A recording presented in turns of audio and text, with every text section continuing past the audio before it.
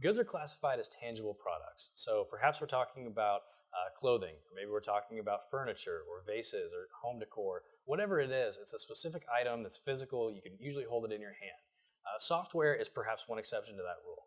Software is obviously something tangible. It's an exchange of zeros and ones perhaps, but it's not exactly something that you can see or you can touch. It is still a good. It is still a product that you can buy, you can download it, you can sell it, just like you can with all those other things. Alternatively, software is something that a person provides for another person. So perhaps I'm a retailer and I have a website and people go into my store virtually and they buy products through my website. That's an example of somebody using a mark in a service capacity, whereas whoever owns the trademark of the actual products that are sold is using a mark in the goods capacity. So it really just depends on what you're doing. You might actually be eligible for trademark protection for both goods and services, depending on your business model. But the big distinction is that one is more of a physical, tangible product, whereas the other is some sort of service, obviously, that you hire someone to do.